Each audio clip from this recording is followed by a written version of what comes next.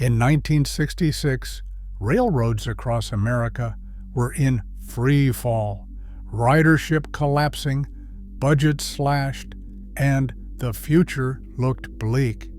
Then, desperate to prove trains could still lead the race for speed, a handful of shop workers bolted jet engines onto an aging passenger car, unleashing a black streak that shattered United States rail records at 183 miles per hour. This thunderous gamble seemed primed to transform American railroading, but it vanished almost overnight. Why did the country's wildest train vanish into obscurity? And what did its brief explosive run reveal about the fate of an entire industry? In the decades after World War II, the New York Central Railroad watched its passenger business collapse year after year. In 1946, the company carried more than 4.2 billion passenger miles, a figure that seemed untouchable at the time. But as the years rolled on, those numbers fell off a cliff.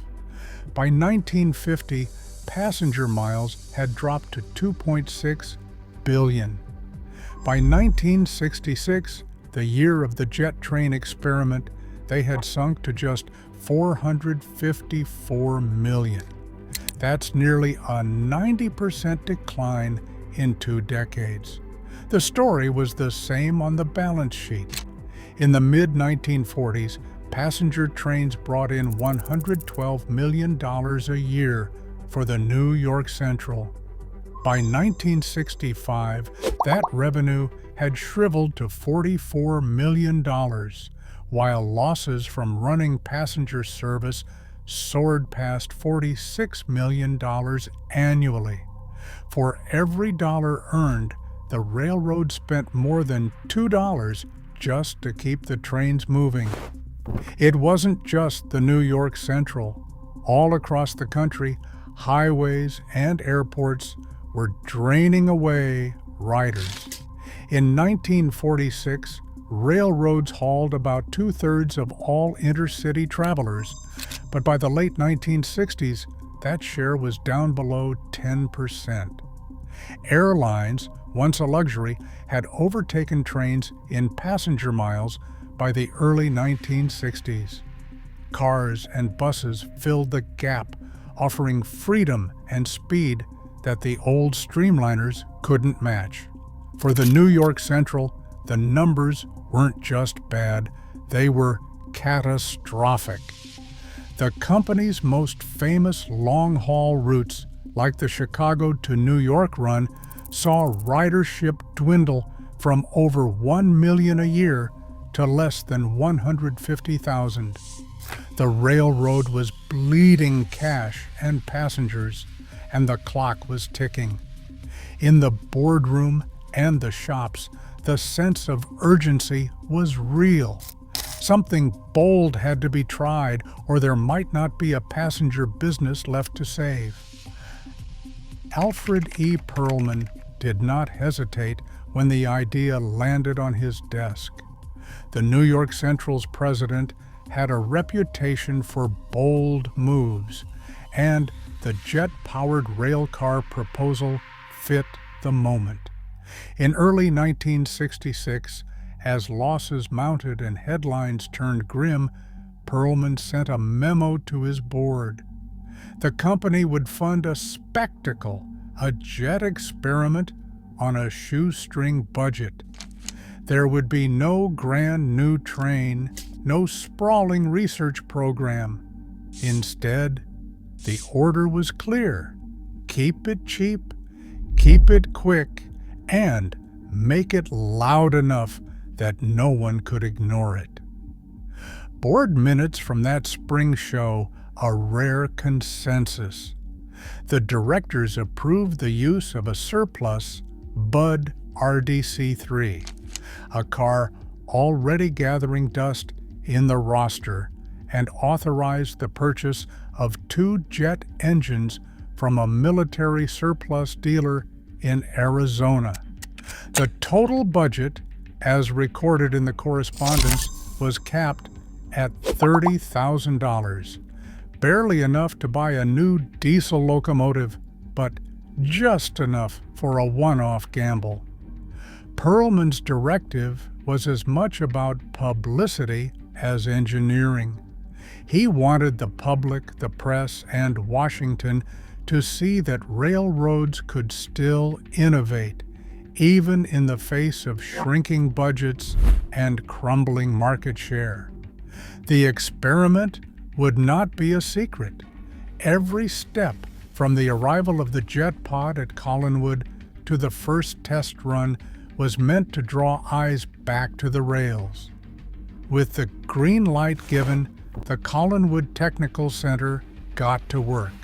The timeline was tight, the money even tighter, but the mandate was unmistakable, proved that American railroads could still surprise the world. The Collinwood Technical Center ran on adrenaline and thrift. The order from above was clear: get a jet-powered railcar ready for the spotlight and do it fast. Shop foremen huddled around parts lists and wall calendars, counting backwards from the date circled in red. They had just 3 weeks, 21 days, to turn a tired RDC-3 into a headline grabber. Every day counted. Sourcing the heart of the project meant calling in favors and scouring military surplus catalogs. 2 General Electric J-47 jet engines, veterans of a Convair B-36 bomber, waited in the Arizona sun at Davis-Monthan Air Force Base. The price was $5,000 for the pair, a fraction of what a new locomotive would chut. The engines were loaded onto a flatbed and shipped east, their fate now tied to a commuter car that had spent more time in storage than on the rails. Inside Collinwood, the pace was relentless. Crew chiefs swapped overtime for coffee and kept the shop humming late into the night. The jet pod's arrival turned heads. Some men joked about strapping it to a Buick. Others just stared at the size of the thing. The first job was figuring out how to mount the engines on the roof of the RDC-3 without tearing the car apart. Welders and machinists measured, cut, and reinforced, improvising as they went. No one had ever tried anything like this on a budget this tight. The shop floor logbooks from June and July 1966 read like a race against time. Seats came out to make way for new supports. Fuel lines and tanks were scavenged from the yard and modified to feed the jets with diesel. Every part was either reused, borrowed, or built on the fly. Instrument racks piled up in the baggage section, waiting for the next round of wiring. Shop foremen kept the crew focused, reminding them there would be no second chance if they missed the deadline. In just 3 weeks, the Black Beetle was taking shape, not in some high-tech lab, but in a railroad shop that knew how to stretch every dollar and every hour. A commuter car built for 50 miles per hour runs was never meant to wear a jet pod, but the Collinwood crew had other ideas. With the engine still somewhere between Arizona and Ohio, the first order of business was clearing out the front of the RDC. Rows of passenger seats came out, making room for a lattice of steel beams that would anchor the jet pod to the roof.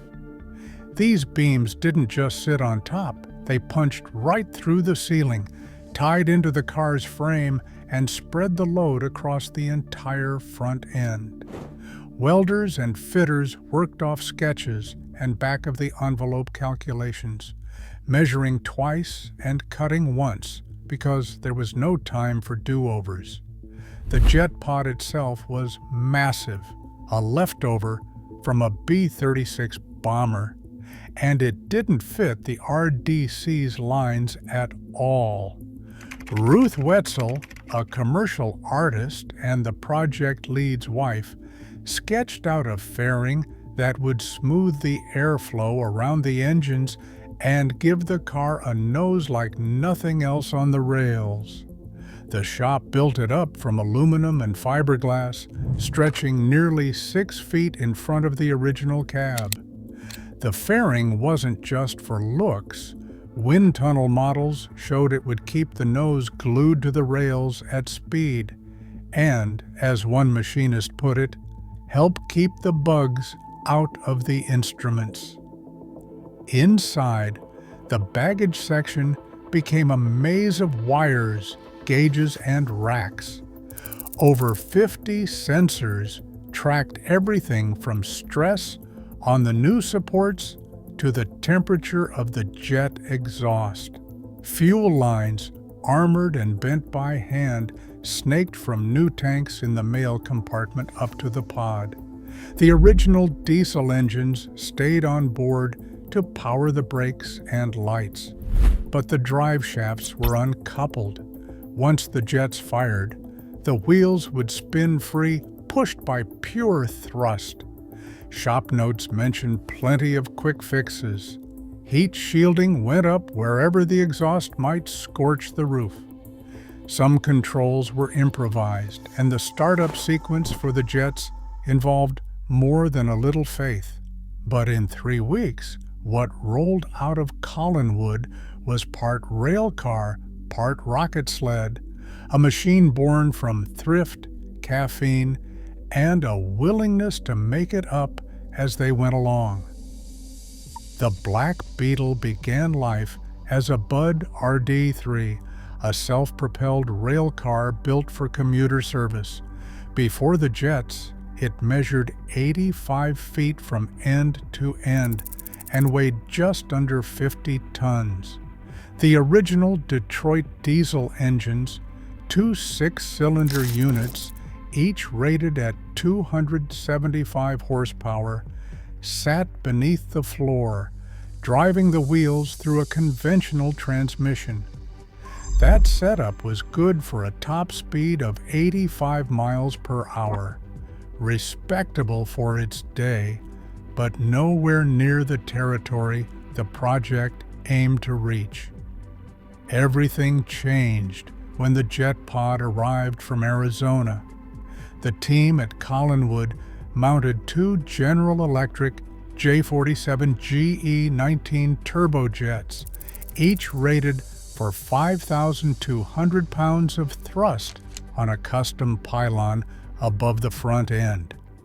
The pod, once slung beneath the wing of a B-36 bomber, now sat inverted atop the RDC, angled 5 degrees with the nose down to generate extra downforce at speed. The aerodynamic fairing, built from aluminum and fiberglass, stretched the car to 90 feet 7 inches. With the pod, fairing, and new support structure, the Black Beetle tipped the scales at 51 tons. The original diesel engines stayed on board, but their only job was to run the brakes, lights, and auxiliary systems. The drive shafts were uncoupled, and once the jets fired, the wheels spun free, pushed by raw thrust alone. New fuel tanks plumbed for diesel instead of jet fuel were installed in the mail compartment, feeding the Jades through armored lines that snaked up to the pod. The car's center of gravity shifted forward, and the added weight over the front truck demanded a careful balance between stability and speed. Inside, the baggage section became a nerve center. Over 50 sensors and instruments tracked every critical parameter: speed, acceleration, frame stress, ride quality, temperatures, and vibration. Custom racks held oscillographs, strain gauges, and accelerometers, their wires running along the walls and under the floor. The team monitored real-time data from every run, hunting for early warnings of trouble and proof that the car could survive the forces unleashed at 180 miles per hour. Every modification, from the fairing's wind tunnel profile to the smallest heat shield, was aimed at one goal: pushing a commuter car far beyond its original limits without a single wasted dollar or day. The final product was a machine that looked like a science experiment, but whose numbers for length, weight, thrust, and sensor count spoke the language of serious engineering. Long before the jet engines roared to life, New York Central engineers chose a 68-mile corridor between Butler, Indiana, and Stryker, Ohio, for the M47's test. This stretch, straight, level, and isolated, offered the best chance for a clean run. Maintenance crews worked through the night, tamping ballast, tightening spikes, and replacing any suspect tie or plate. Inspectors walked every mile, eyes on the rails for cracks or sunken joints. Most of the track was 127-pound jointed steel, with welded rail in the most vulnerable sections. Every detail was logged, every repair signed off by C.T. Pompa, the Vice President of Engineering, who understood that at 180 miles per hour, the smallest flaw could be catastrophic. Safety and data accuracy were inseparable. Near milepost 352, just outside Bryan, Ohio, engineers installed 2 electronic speed traps, each 300 feet long. Surveyors marked the traps to within fractions of an inch. Each was fitted with crystal-controlled timers and photoelectric beams, triggered by the M47's wheels. Redundant timing systems ran side by side, ensuring a backup if one failed. Official observers from the railroad and outside agencies watched every step, prepared to certify the results. Inside the baggage compartment, the car became a mobile lab. Over 50 sensors and instruments tracked the run, strain gauges on the frame and jet mounts, accelerometers for vibration, and thermocouples monitoring temperatures from jet exhaust to generator radiators. Speed was measured by axle chronographs, electronic pickups, and radio telemetry. Oscillographs and chart recorders captured every second for later analysis. Engineers monitored the readouts, ready to flag any spike in stress or vibration. A Beechcraft Model 18 flew ahead, scanning the line for obstacles and relaying updates by radio. Dispatchers cleared all other traffic, creating a window for the jet car to run without risk. Every element, track, timing, instrumentation, air, and ground safety was documented and checked. The protocol left nothing to chance. The data would be credible, precise, and above all, safe. On July 23, 1966, the M47 thundered down the Butler to Stryker main line, the roar of its twin J-47 jet engines echoing across the Ohio flatlands. In the baggage compartment, engineers crowded over instrument panels, eyes locked on dials and paper chart recorders. As the Black Beetle entered the twin speed traps near milepost 352, every sensor and timer was live. The car flashed through the first beam, then the second, barely a second apart. When the trap tapes were collected and the numbers checked, the result was undeniable: 183.68 miles per hour, officially clocked and verified by redundant systems. News of the run spread quickly. Local headlines called it the fastest train in American history. National wire services picked up the story, running photos of the jet car streaking past farm fields, shock wave trailing in its wake. For a brief moment, the Black Beetle was front-page news. On board, the atmosphere was electric. Donald Wetzel, the project lead, later described the sensation as a mix of exhilaration and disbelief, feeling the car surge past 180 miles per hour, the instrumentation confirming what the seat of his pants already knew.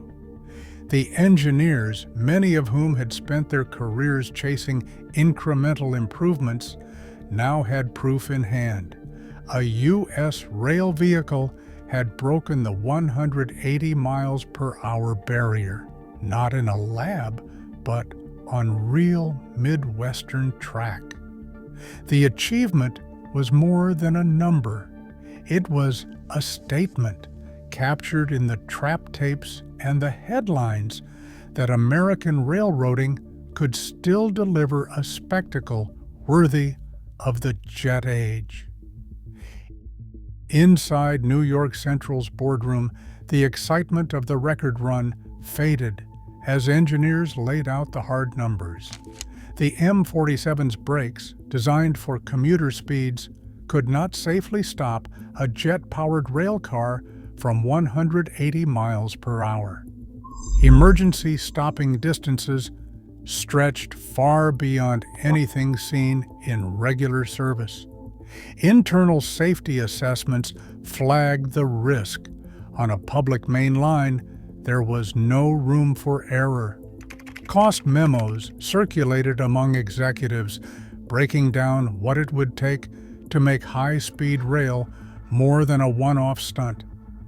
Upgrading even a single corridor to withstand the pounding of jet-driven runs meant new rail, reinforced ballast, and constant inspection. The Butler to Stryker stretch alone had required weeks of round-the-clock work just to prepare for 2 days of tests. Extending those standards across the system would run into the millions, money the railroad simply did not have. Engineers reported that the lightweight RDC frame, never meant for such speeds, showed signs of stress after only a handful of runs. Ride quality at 180 miles per hour was rough, with vibration and hunting oscillations that pushed suspension and wheel-rail contact to their limits.